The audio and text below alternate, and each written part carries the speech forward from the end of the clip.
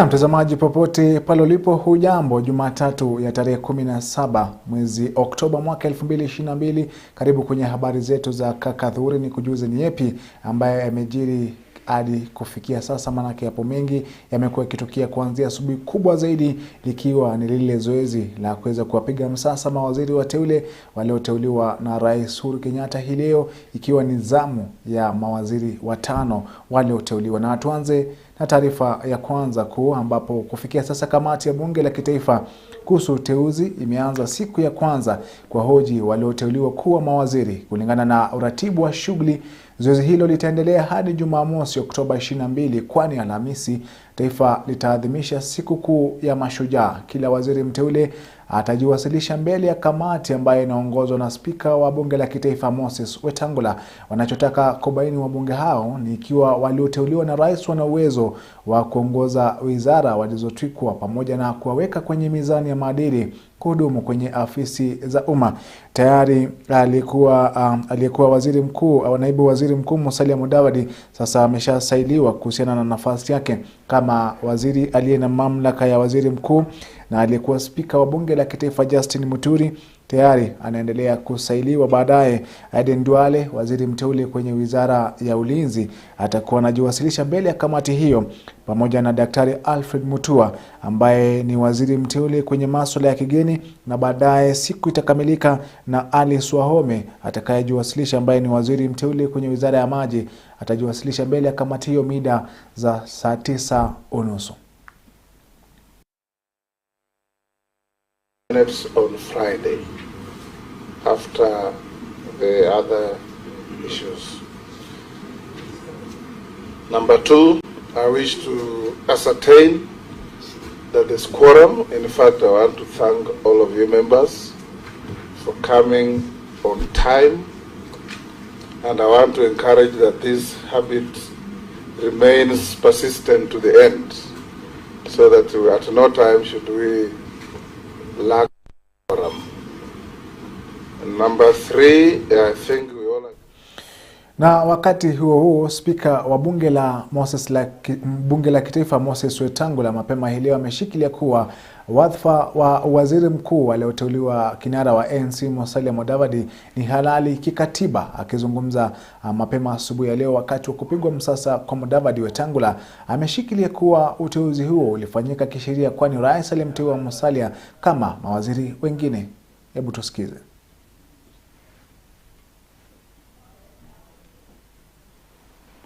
A question was raised by the Honorable P.O. Wandai, the leader of the minority party, on whether the position of the cabinet secretary is constitutional. As you may be aware, Article 152(1)(d) of the Constitution provides that the cabinet consists of not fewer than 14 and not more than 22 cabinet secretaries. It is notable that in compliance with the provisions of Article 152(1)(d) of the Constitution, the President nominated 22 cabinet secretaries, among them being the Prime Cabinet Secretary. In this regard, the office of the Prime Cabinet Secretary finds its constitutional basis under Article 152(1)(d) of the Constitution, and the nominee, if approved, will be one of the Cabinet Secretaries. Further, it's worth noting that through the Executive Order Number 1 of 2022 on the Organization of Government, the President assigned specific roles to the office of the Prime Cabinet Secretary, which includes coordinating and supervision of the ministries and state departments. However, I note that the designation of the roles of a Cabinet Secretary does not change the nature of the position of a Cabinet Secretary as anchored under Article 152(1)(d) of the Constitution. I further note that the Article 152 of the Constitution does not prescribe the designation of the title or functions to be conferred to each Cabinet Secretary. Consequently, it's within the powers of the President under Article 132 of the Constitution, as read with Section 10(1) of the National Government and Coordination Act No. 1 of 2013, to designate the title and assign functions to a Cabinet Secretary. To this end, the designation of a Prime Cabinet Secretary is not inconsistent with any provision of the law of the Constitution, and therefore the designation is properly legally. Na mtazamaji, huyo ni Spika wa Bunge la Kitaifa Moses Wetangula akibaini kuwa nafasi aliyoteuliwa kinara wa ANC Musalia Mudavadi kuwa ni ya kikatiba. Na wakati akiweza kujibu yale mahojiano, kinara wa ANC ambaye ni waziri mkuu mteule Musalia Mudavadi amejitetea kuhusu sakata ya Golden Bag iliyogonga vichwa vya habari akiwa waziri wa fedha. Akizungumza alipofanyiwa usaili asubuhi ya leo kuchukua nafasi ya waziri mkuu, Musalia amesema kwamba sakata hiyo ilikuwa imekita mizizi alipochukua hatamu, kwa hiyo hakuna kubwa ambalo angelitenda. Aidha, Mudavadi amefichua kuwa dhamani ya mali yake ni karibia shilingi bilioni 4. What I said then still holds today.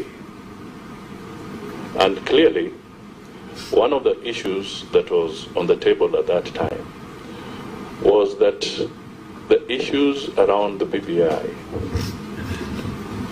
found their Waterloo because we did not listen to each other. I will personally say that at one point I did highlight at the BBI meeting that this institution called the Ombudsman to the judiciary was going to scatter the very noble objectives within the BBI document, because it was going to encroach on the independence of the judiciary. Mr. Speaker, without blinking, the people at Bomas heckled because they thought that we were not speaking to the truth.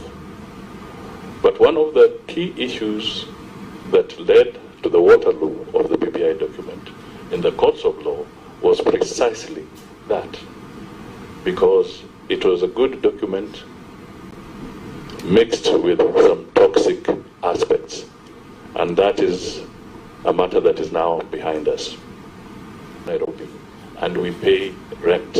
I will not be paying rent for property that is personally mine, and therefore I was not involved in any land grabbing whatsoever. The records are there, and I can request that even this committee can go further and seek whatever evidence they wish from the county government of Nairobi on that particular issue. And hopefully it will also be put to rest, because it was, in my view, a witch hunt at that time.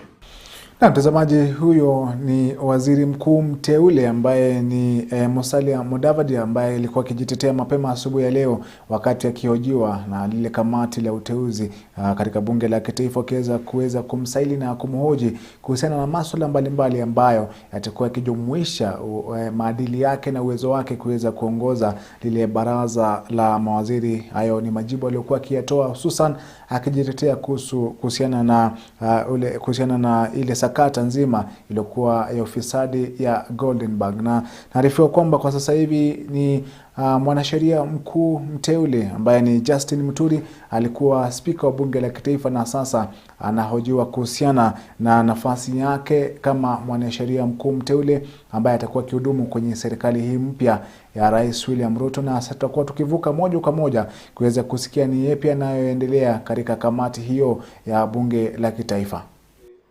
Just actualizing provisions of Article 125, being the people's representatives, I think Parliament should be kept informed of all decisions that the executive is coming up with. The executive is coming up with.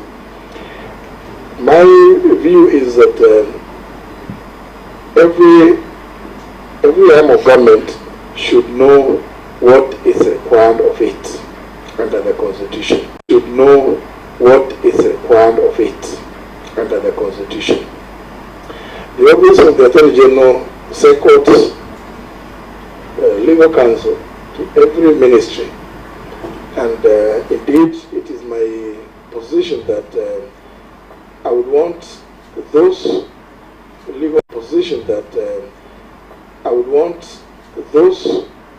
legal counsel seconded to the various ministries to be the first point of call. whenever the government is getting involved in any issues that point of call, whenever the government is getting involved in any issues that have to do with the administration of the law and issues that touch on the constitutional requirements. But let me say, the president is the head of the executive, and it is quite in order for him to use, and it is quite in order for him to use what has been said by his cabinet secretary, maybe quietly. It is quite open to the president to say it publicly, that open to the president. Na mtazamaji, huyo ni aliyekuwa spika wa bunge la kitaifa Justin Muturi, ambaye anawajua sasa na kupigwa msasa kuhusiana na nafasi yake kama mwanasheria mkuu mteule. Baadaye waziri mteule kwenye wizara ya ulinzi Eden Duale atakuwa kiwasili mbele ya kamati hiyo, na baadaye saa 8:30 hivi aliyekuwa gavana wa Machakos Alfred Mutua, ambaye ni waziri mteule kwenye wizara ya masuala ya kigeni, pia atakuwa akiweza kujiwasilisha, na baadaye Alice Wahome atakuwa akiweza kufika mbele ya kamati hiyo saa 9:30 mchana wa leo, pia kuweza kupigwa msasa kuhusiana na nafasi yake kama waziri mteule kwenye wizara ya maji. Tutakuwa tukifuatilia matukio yote kutoka kwenye kamati hiyo ya bunge na kuweza kukuletea hiyo baadaye, lakini mwanzo tuchukue mapumziko mafupi. Salia nasi, nitakuwa nikirejea na taarifa zaidi.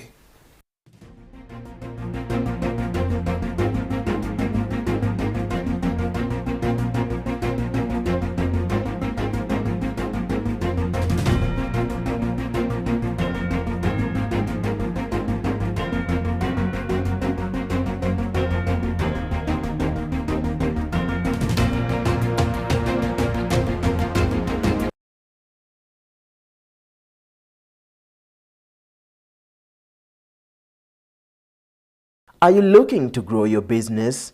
Kirk TV offers you a variety of advertising opportunities to suit your budget. Advertise with us today and reach your potential customers countrywide. For more information, email us on sales@kirktv.org or call 011 00 90 647.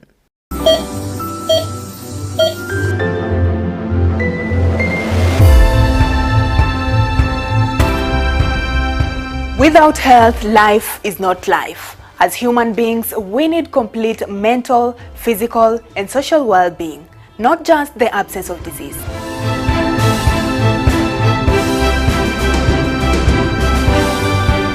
Regardless of what disease, condition, health system status, or information gap, we are here not just to convey or state, but to explain and break it down in the most basic way, for your health is key and it matters.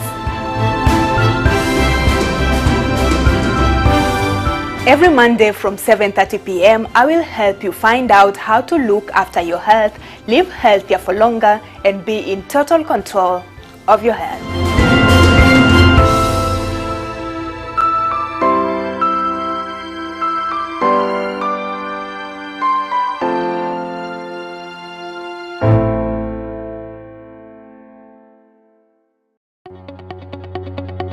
We welcome your feedback on our programming. For questions or comments, kindly get in touch with us via email info@kirktv.org, SMS 0111 220044, or call us on 0794 588 054.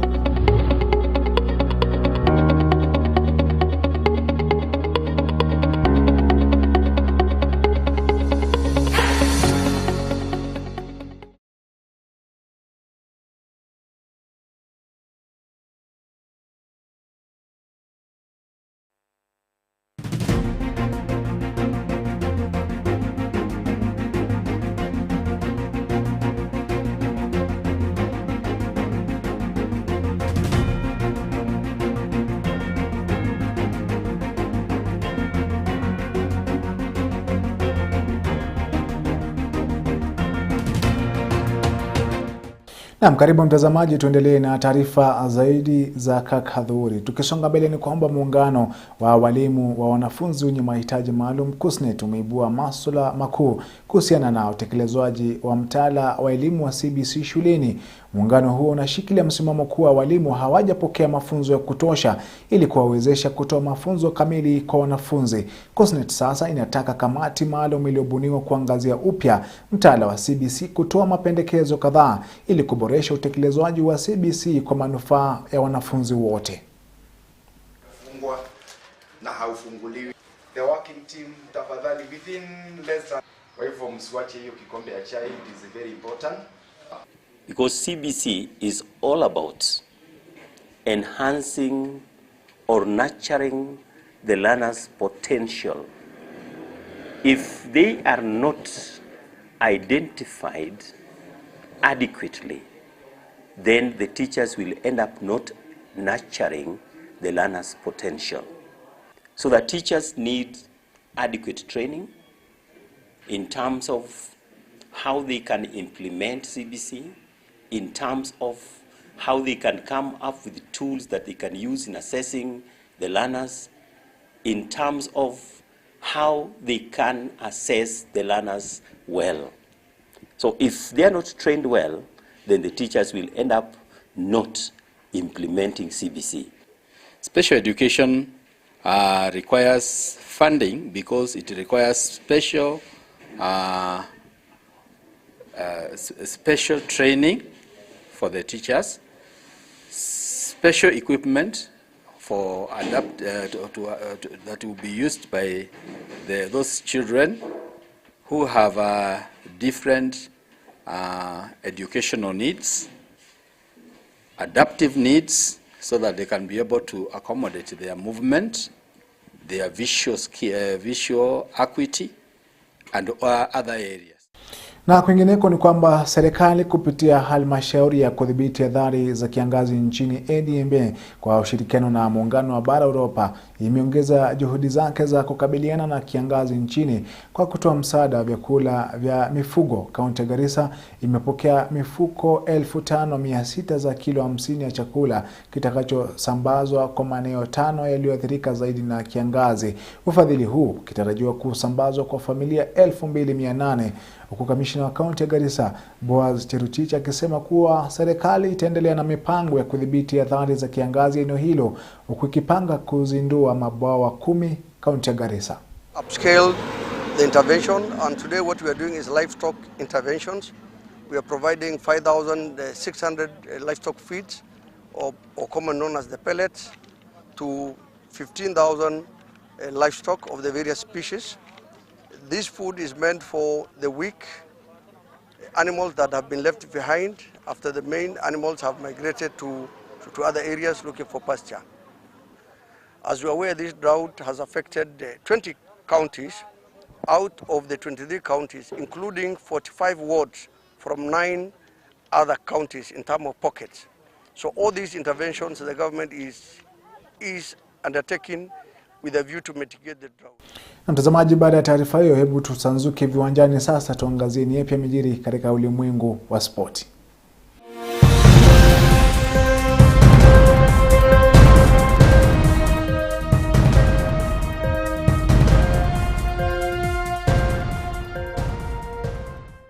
Na michezoni sasa ni kwamba timu ya Liverpool ilipata ushindi wa 1-0 dhidi ya mibabe Manchester City katika uwanja wa michezo wa Anfield. Mshambulizi Mohamed Salah alifunga bao la ushindi katika dakika 76, huku Manchester City wakishindwa kwa mara ya kwanza msimu huu kwenye ligi hiyo ya EPL. Kocha Jurgen Klopp akisifia juhudi za wachezaji wake na kuridhishwa na ushindi huo. Hata hivyo, kocha wa Manchester City Pep Guardiola, licha ya kushindwa, amesema kwamba mchezo huo ulikuwa wa kuridhisha. How much hard work was that for your team tonight? A lot.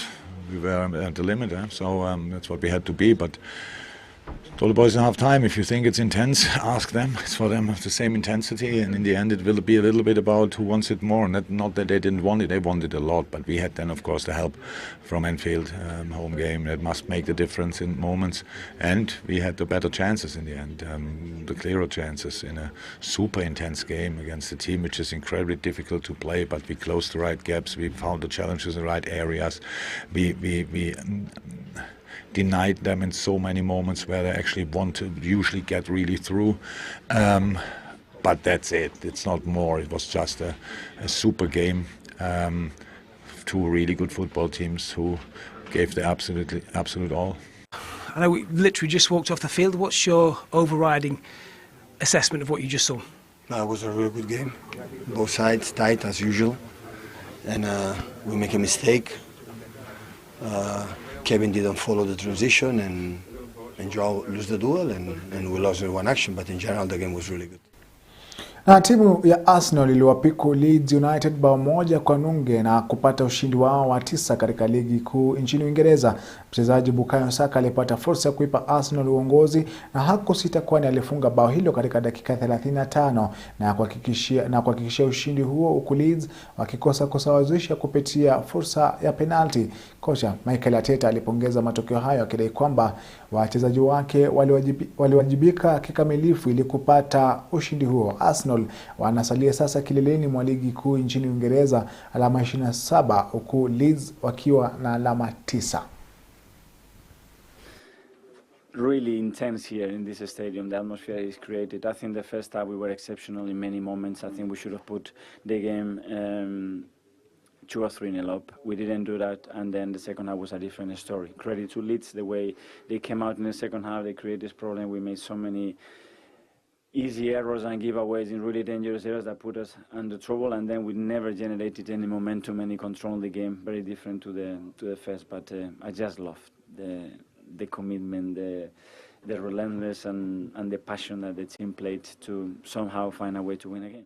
Na wakati huo Chelsea iliweza kupata ushindi na kupanda ngazi katika ligi kuu ya Uingereza baada ya kuwabwaga Aston Villa kwa mabao 2-0 ugani wa michezo Villa Park. Kiungo Mason Mount alifungua ukurasa wa mabao na bao lake la kwanza katika dakika 6 baada ya mechi kuanza na kuwapa Chelsea uongozi. Hata hivyo baadaye aliweza kupachika bao la pili katika dakika 65. Kupitia bao lake Mount liliweza kuhakikisha Chelsea ushindi muhimu na kuweza kuweka msururu wa Graham Potter kushinda katika mechi 3 mfululizo. Graham, well done. That was a hard-earned 3 points. It was, yeah. Aston Villa made us suffer, especially the second half of the first half. I thought they put us under pressure with Kepa. Obviously, to score early helped us a little bit. We had a decent period to start the game, but then credit to Aston Villa, they put us under pressure. Not easy coming back from Milan and going again here, but we had, like I said, we had to suffer that period. Managed it, and then second half was a bit more even, I thought, and obviously Mason's made the difference in the end, but it's a fantastic 3 points for us.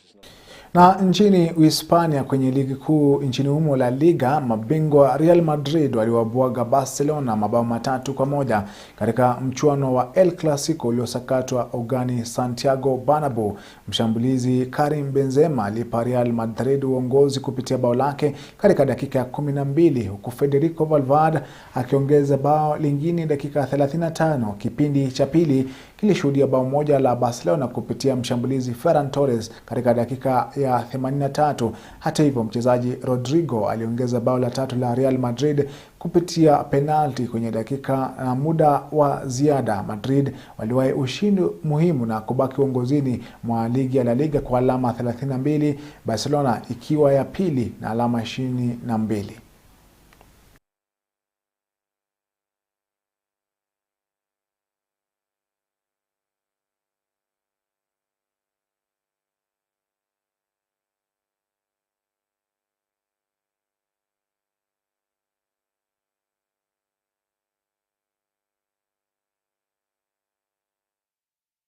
Na mtazamaji, hizo ndizo taarifa za michezo Hadhuri ya leo.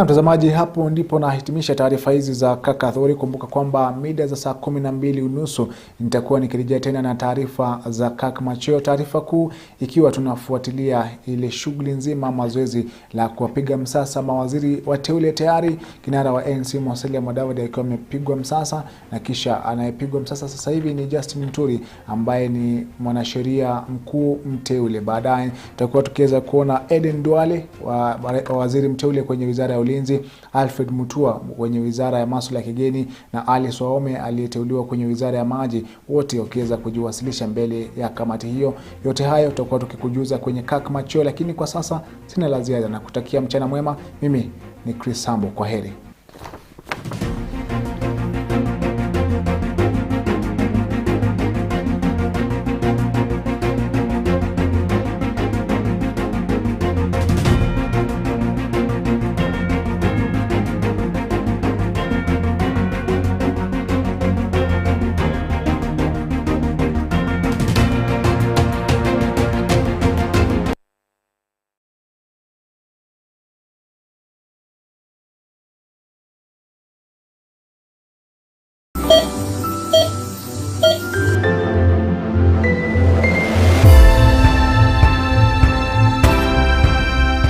Without health, life is not life. As human beings, we need complete mental, physical, and social well-being, not just the absence of disease.